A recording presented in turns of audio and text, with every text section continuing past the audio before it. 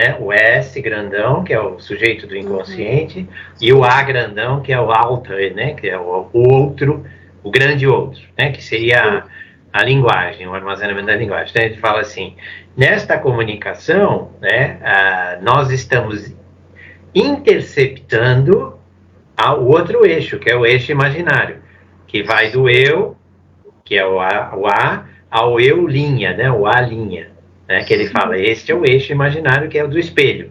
Sou eu me vendo no espelho. Então ele fala assim, tem alguma coisa que mexe na psicose nesse cruzamento. E o que acaba prevalecendo, vamos dizer que na neurose prevalece o eixo simbólico, que é o do S grandão para o A grandão, é o simbolismo, é a nossa fala, eu falo, né, para um outro, e no caso da psicose, isso se interrompe e o que vale é o imaginário. E o camarada fala para alguma coisa que não é determinada, ele não fala para um alguém. Ele, por exemplo, fala para Deus o tempo todo, porque o Deus faz isso, o Deus faz aquilo, o Deus não é um grande outro, ele está, de certa forma, fora do mundo das pessoas, vamos dizer assim. Utilizando a linguagem, eu não estou utilizando a linguagem em direção a alguém. Este fenômeno de linguagem, que é um fenômeno que despreza, de certa maneira, né, a outra pessoa, porque para quem o Schreber ficava falando todo aquele monte de coisa? Ele tinha alguém para quem ele emitia aquela mensagem? Isso não tem nada a ver, não sabe lidar só com os vivos, só lida com os mortos. Isso não está nesse mundo, não é alguém. A mensagem, o que o Lacan está dizendo, ele fala assim, quando eu já contei isso para vocês, repito, na terça-feira, antes da quarta-feira que ele fazia o seminário, ele apresentava pacientes. Sim. Lá no Saint-Pétria, né, que é o hospital psiquiátrico da época, lá em Paris. E ele dizia assim, reparem, eles sempre falam para alguma coisa que não existe. Para alguém que não se sabe quem é. Em ritornelos, né? O que é um ritornelo? É uma frase, é um pedacinho de frase que se repete, que retorna na fala da pessoa. Então, você vai falar de Deus, então Deus perdoa. Aí, não, é Deus perdoa. Deus perdoa. Deus perdoa.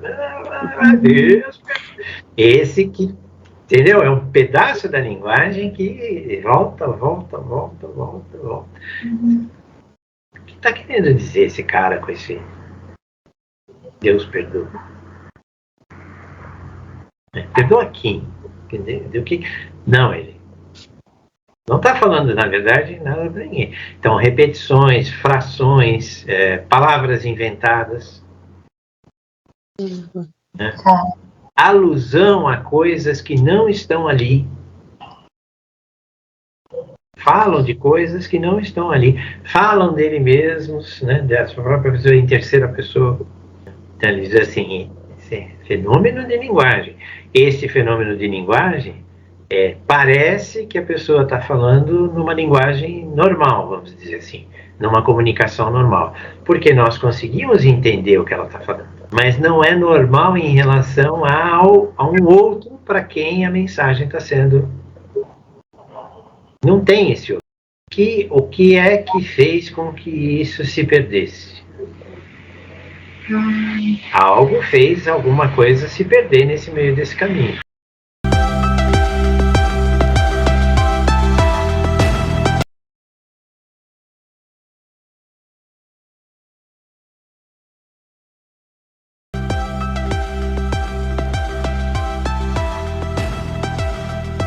Estamos falando, mas existe alguma coisa que aconteceu antes da nossa fala, né? Que ele chama de pré-verbal, né?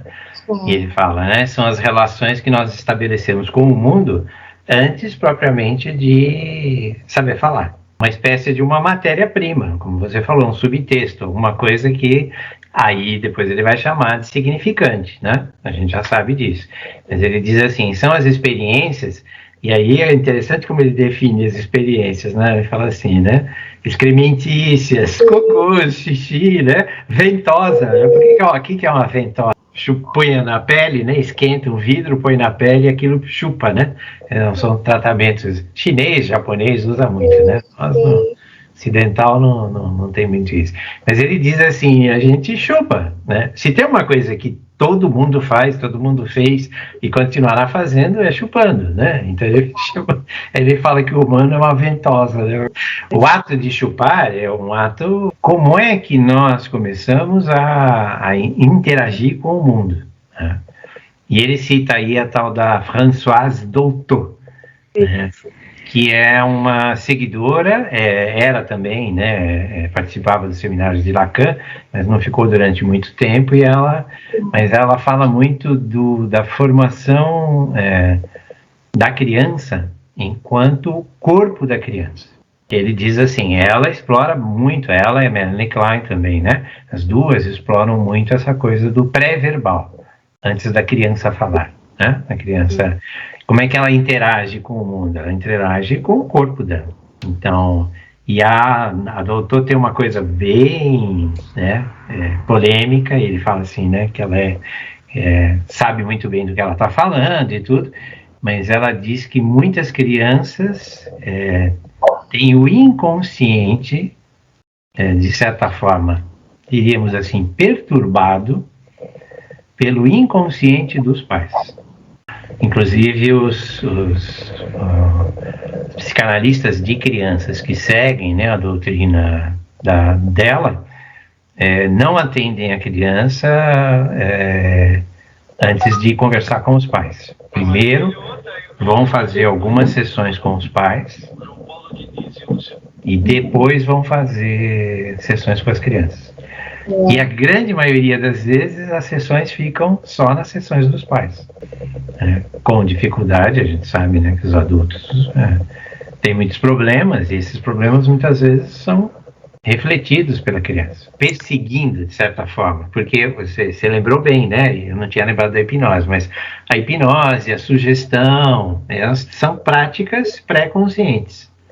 Elas tentam fazer o quê? Tirar a consciência fora, de certa forma dar uma desligada no eu, e ir lá para trás e tentar trabalhar nesse eu ideal. Ele até cita aí, é o pré-consciente, né? Não deu muito certo. Ele mesmo foi um dos adeptos que usou, e ele falou assim, dá uma mexida, altera alguma coisa, mas logo depois a pessoa volta a ter os mesmos sintomas. Diz assim, não é nesta área que nós deveríamos estar mexendo. E ele falou, um desses cantos está baseado no imaginário, porque veja, para o Lacan, o imaginário, ele é pré-consciente. Ele diz assim, o que é que se forma primeiro, antes de haver o simbólico, que é a linguagem, o imaginário. Claro que essa técnica baseada no eu está muito ligado a isso, a essa vamos trabalhar com o pré-consciente, vamos trabalhar com o que o Freud falou que é uma coisa importante. Mas o Freud não disse que tinha que ser exclusivamente trabalhado ali. No entanto, é largamente utilizado, os TCCs, né, as psicologias, as psicanálises do eu, muito, agora voltou, por exemplo, né, a hipnose, tem constelação familiar, gente, tudo isso é trabalho imaginário, não é trabalho simbólico. Mas a pessoa vai lá na hipnose e fica falando, tá? Mas ela fica falando do que ela está vendo no imaginário dela. O que ficou retido lá no imaginário não foi trabalhado na sua evolução, vamos dizer assim, né, na sua transcrição, porque, veja, é um processo de ir traduzindo, ir transcrevendo alguma coisa. E falamos na aula passada, algo parou de ser transcrito. Algo ficou parado, ficou estacionado, recalcou. Eu tenho que, de alguma maneira, fazer com que isso volte e avance. Faça o seu caminho. Para liberar o quê? Liberar os afetos que ficaram presos ali. É o que eu estou falando, uma criança que ficou hospitalizada. Quanto medo sentiu? Quanta raiva sentiu? Quanto nojo sentiu? O quanto se sentiu abandonado? Então ele fala assim, talvez tenha alguma efetividade, mas vai conseguir trabalhar com o ciclo todo? E ele diz assim, tem a impressão que não. Porque ele diz assim, nós temos que trabalhar com esse cruzamento do imaginário com o simbólico. Como é que as palavras que nós usamos se ligam aos significantes, que grande parte são imaginários, para traduzir o mundo. Nós somos tradutores, veja, o que nós estamos fazendo aqui? Tradução contínua. Ela acabou de ler um texto que eu precisei ler 8 ou 10 vezes para poder entender o que o cara está falando. Eu já li esse troço várias vezes, e eu leio de novo, e leio de novo, e leio de novo. E vou buscar referência, o que ele falou da doutor, o que ele falou do... Não vou falar do Kant aqui, porque senão nós vamos enrolar, mas os afetos, o Kant falava da afetividade. Né? Que ele vai falando, está falando. Como eu estou falando aqui, se você pegar a minha fala e for tentar transcrever e entender o que eu estou falando aqui agora, traz uma pessoa nova e bota esse discurso aqui para ela. Qual é a chance dela entender? Então, ele está começando, né? Ele já vem falando antes, mas ele está dizendo assim, o significante em si não significa nada, né? E ele naturalmente é sempre uma oposição a alguma outra coisa. Veja, o dia é a não noite. Lembram? O homem é a não mulher. A mulher é o não homem. Como a linguagem é sempre ambígua, sempre tem aquilo e o contrário daquilo, ela está sempre... O significante é quem faz esse jogo de oposição. O dia em si tem as suas vicissitudes, é isso que aparece aí no texto. O que é o dia para mim? Aí é o significado do dia. E aí o que ele vai fazer? Ele vai fazer um jogo com outros significantes.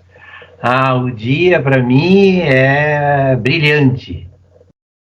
Tá certo? Só que o brilhante tem um outro significante que remete ao opaco. O que é brilhante? O brilhante é brilhante porque existe alguma coisa que é não brilhante. Então, além de tudo, ele encadeia para dar o significado. Mas ele em si não significa nada. O dia, propriamente dito, não significa nada. Então ele fala assim, vai formar uma espécie de cadeia, e essa cadeia deixa esse rastro aí, que para nós é rastro, né?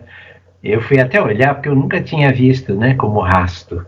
Já, né, as duas formas estão corretas. O rasto, que é, né, o que fica, por exemplo, ele dá o exemplo aí do Robinson Crusoe, né, quando ele vê as pegadas na areia, que ele achava que ele estava sozinho na ilha, né, mas ele vê as pegadas na areia, então ele fala assim, isso é um rastro, né, é a mesma coisa. E o significante, quando ele vai montar um significado, né, quando nós vamos fazer um significado, essa trilha que ele vai fazendo é uma espécie de um rastro. Sim. Que é isso que nós vamos usar quando nós queremos de novo trabalhar com o mesmo significado. Ele dá o exemplo, que o exemplo, ele sai fora do humano e diz assim, por que o pintacilgo reconhece lá a cor de um outro que é da mesma raça? Porque ele já tem uma referência anterior daquela cor. Nós fazemos a mesma coisa, conforme você vai aprendendo a linguagem, você vai montando essas cadeias para poder reconhecer isso de novo. Quando vem o dia, eu sei o que é o dia porque eu reconheço o que é o dia. Eu já tive essa experiência. À noite é a mesma coisa, eu reconheço. Eu posso dar significados a ela. Né? Agora, se vier uma coisa que nem é dia e nem é noite, o que eu faço? Tentar dar um nome, falar isso parece com sei lá o quê. Tem uma hora do dia que é aquele, o lusco-fusco, né? Não tem nem... É o final, o começo do dia, né? Normalmente. Ainda é noite, mas não é dia. Sim. E o final do dia também, ainda é dia, mas não é noite. Ainda não é noite, mas ainda... E fica aquela... E vocês sabem que tem, a maior parte dos acidentes acontecem em estrada, em coisas nesses horários, né? Aí, qual é a hipótese dele? De que algumas cadeias foram montadas de uma forma que não ficou muito legal. Ele vai chamar de trauma ou recalque. Podemos remontar essas cadeias? Isso é que a pessoa volte a falar sobre aquilo. Se ela teve uma experiência, né, e essa experiência deixou alguma coisa que não é muito legal, que a gente imagina que está mexendo com a pessoa, ela, de novo, falando sobre isso, ela está fazendo o quê? Novas associações, está fazendo novas montagens, está ressignificante. Porque sim, muitas vezes não vai mexer no significado, mas sim vai mexer lá para trás, como é que as coisas se juntaram. Ou não se juntaram, deveriam ter se juntado e faltou alguma coisa. E essa é a teoria que ele vai trazer, dizendo assim, falta muitas vezes uma metáfora, porque essa substituição é metafórica, né? E ela manca, ela falta. Aí nós não conseguimos completar as coisas que deveríamos completar. Ele vai chamar de nome do Pai, né?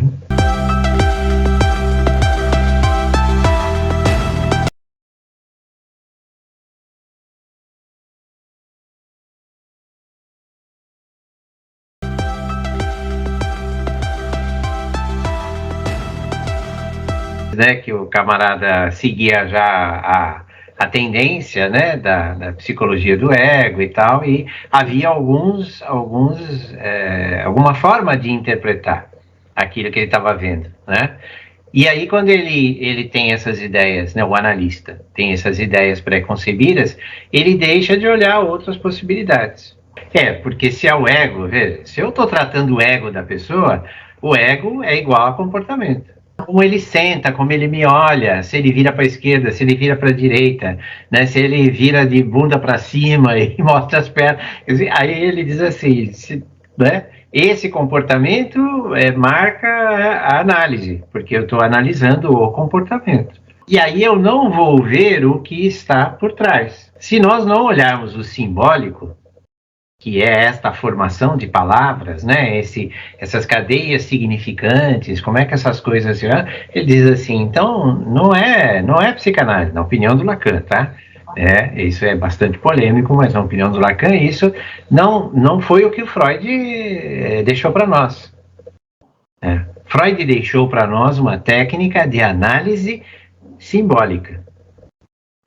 Sim. Tá certo? Então, como é que a pessoa fala sobre a própria sexualidade? No corpo, veja, para o Lacan, por exemplo, né, o que provoca talvez, né, as reações que o cara tem é o fato dele ser examinado. E o Eisler vai dizer, não, foi a mãe dele que pisou no dedo dele quando ele era bebê, por isso ele passou a chupar o dedo. A criança precisa de algum motivo para chupar o dedo? Então, o Lacan está dizendo assim, se eu olho para o comportamento, para o fenômeno, né? falar em ego, falar em comportamento, falar em fenômeno, é tudo a mesma coisa. É tudo que está, de certa forma, do lado de fora. Porque o ego, ele trata da nossa relação com o mundo. Ele é exteriorizado, ele é a parte exterior. Aí o Lacan fala, deixa de se olhar o que pode estar, né, em outras posições. Que na linguagem poderia aparecer na associação, nas cadeias de associação, que poderiam eventualmente trazer alguma dica. Então ele fala assim, não se olhou para isso. Tem alguma coisa a ver com a sexualidade desse cara? Tudo sempre tem a ver, né? Então ele diz, sim, tem a ver, porque tudo sempre tem a ver com a sexualidade. Mas como? Nesse relato do Eisler aí, ele fala assim, não é possível saber, porque ele não explorou essa parte, certo? Ele não explorou a linguagem, ele não explorou, aí ele diz assim, ele não foi freudiano. Por quê? Veja, de novo, né? Ele está lá com o público dele, conversando, Lacan, e a turma que está lá está duvidando dele o tempo todo. está dizendo assim, Lacan, isso não, é a técnica do ego que está certa. Isso aqui não é já anos 50, né? 50 e tantos. Veja, esse Eisler está descrevendo em 1921 alguma coisa. Freud ainda estava vivo. Então esse negócio de tratar o comportamento, tratar, né, o fenômeno, olhar o ego, reforçar o ego, defesas do ego, isso o próprio Freud chegou a dizer, pode ser sim um caminho. E ele mesmo chegou a indicar a possibilidade de se tratar através desta visão. Ele só não imaginava que isso ia se tornar uma peste, né? Que eu brinquei e falei que a peste voltou dos Estados Unidos, né? Que iria simplesmente dizer assim, não vamos nem falar mais de inconsciente. O que interessava era o ego e o comportamento, só mais nada. Aí o Lacan falou, pegaram a coisa, né? E o Freud nunca abandonou, né? Nunca abandonou a libido, nunca abandonou pulsão, nunca abandonou o inconsciente, nunca abandonou nada disso. O que o Freud estava fazendo era especulando sobre possibilidades, novas técnicas, novas abordagens, porque a turminha que seguia o Freud muito de perto dizia assim, Freud, o que você faz é quase impossível de reproduzir. Se vocês forem ler Adler, se vocês forem ler o próprio Jung, não dá para aplicar essa técnica que você está dizendo para a gente aplicar. Ela é muito demorada, ela é muito desgastante, ela é muito extensiva, né? Os resultados são muito duvidosos. Então nós achamos que você está no caminho certo, mas nós queremos uma coisa muito mais rápida, mais prática. Especialmente nos Estados Unidos, que as pessoas não querem ficar fazendo terapia. Elas querem fazer 10 sessões e sair correndo. Mas veja como ele deixou de olhar outras coisas que esse camarada estava trazendo. Por que ele tomou um tombo do bonde e começou a ter um monte de sintoma aqui? Por que ele ficava deitado de lado, né? Como se estivesse num trabalho de parto? Então, ou eu olho uma coisa e eu me concentro nessa coisa, comportamento, a parte externa. Nós ignoramos isso completamente? Não, alguma coisa disso sempre vai aparecer. Né? Mas o que é que nós tentamos fazer? Quando eu vejo alguma coisa de um comportamento que eu acho interessante, eu começo a fazer perguntas, né, de o que é que da linguagem, né, me conta sobre esse comportamento. Quando é que você começou a se sentir menosprezado? Porque o comportamento de menosprezo é um comportamento que aparece. A pessoa se sente menos do que as outras. Tá certo? E a pessoa começa a te falar e você começa a perceber que este é um comportamento que se repete. Veja, repetição, né? Outro conceito freudiano que ele nunca abandonou, a repetição. Então se repete. Aí, quando é que você acha que esse sentimento, essa forma de se sentir menosprezada começou? O que é que eu estou fazendo? Eu estou vendo o comportamento, mas eu não estou preso no comportamento. Eu estou fazendo uma pergunta referente a como é que foi lá atrás que isso pode ter começado. Que significou para ele, né? A mulher que não parava de gritar, porque a criança não saía, né? E aí vem o médico e ele vê, né, a criança espedaçada. Não sabemos, mas será que... E aí depois o interesse dele, curioso, né? Sobre germinação, sobre botânica, criação de galinha, os ovos. Aí nós podemos expandir tudo isso e dizer assim, por que fazemos o que fazemos? Por que nos interessamos sobre psicanálise e não sobre, sei lá, né? Astronomia? Com o que é germinar? Olha que interessante como ele vai para a palavra. Né? Ele tem interesse sobre as próprias fezes dele, aí o paciente, né, o cara que caiu do bonde lá, a gente não sabe o nome, né? Tem interesse sobre as fezes para saber se tem sementes que vão germinar. Ele fala assim, tudo que o Freud falou sobre o Édipo, ele fala de uma forma mítica. E o mito é sempre uma questão imaginária. Sim. Claro que eu posso falar sobre o mito. Então, o que eu falar sobre o mito, aí é simbólico. Mas o mito propriamente dito, a forma mítica da coisa, é imaginário. Ele fala assim, ainda bem que temos isso, né? Mas só isso não basta. Daqui a pouco ele vai falar de novo do Schreber, porque ele não está perdido aqui. Parece que ele não está falando de Schreber, mas ele está. Ele fala assim, onde é que o Schreber se perdeu? Nós não sabemos porque nós não ouvimos Schreber. Né? O Freud escreveu um trabalho em cima dos relatos que o próprio Schreber deu, mas os relatos dele não falam sobre infância. Parece que tem um capítulo onde ele falou exclusivamente da vida infantil dele, da família. E a família mandou censurar, não deixou publicar. Sim. E até hoje é desconhecido, ainda não foi publicado. Sim.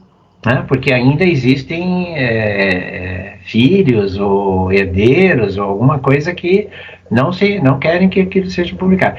Aí o Lacan diz assim, provavelmente ali tinha alguma coisa dessas relações que o Schreber mais ou menos deve ter deixado alguma pista. O médico nunca revelou, tá? Porque também o médico foi procurado muitas vezes, né? A clínica, os detalhes do tratamento do Schreber também foram censurados em segredo. Ali talvez tivesse alguma coisa para a gente entender. Mas aí ele fala assim, nessa passagem do imaginário para o simbólico, o que é que fica, o que é que não fica, o que é traduzido, lembra das etapas de tradução? O que é que segue sendo traduzido, o que é que fica para trás? É atrás dessas pistas que o Lacan está. E ele não está só nesse seminário, ele está nisso o tempo todo, tá? Toda a técnica lacaniana, ela é baseada nesta busca de como é que o imaginário se encontra com o simbólico. Como é que eu começo a dar palavras para aquilo que eu ou penso ou observo. Uhum. Eu vivo situações e aí depois eu vou falar sobre essas situações. Por que o sonho é tão importante para a nossa análise? Predominantemente imaginário. Chega ao ponto de ter uma teoria que diz assim, não, nós não falamos durante os sonhos. Tá. Os sonhos são mudos. Só imagem. Só imagem, cheiro, sensação de toque, de batida, de medo, mas não tem palavras. Aí você diz assim, não, mas quando eu lembro do sonho, tem um monte de palavra lá, que história é essa? Aí ele fala, isso é posto depois. Quando você está contando sobre o sonho. Então tem um valor maior ainda, porque na hora em que você está contando sobre o sonho, você está fazendo o encontro entre imaginário e simbólico. Baseado no quê? No que você já tem de experiência.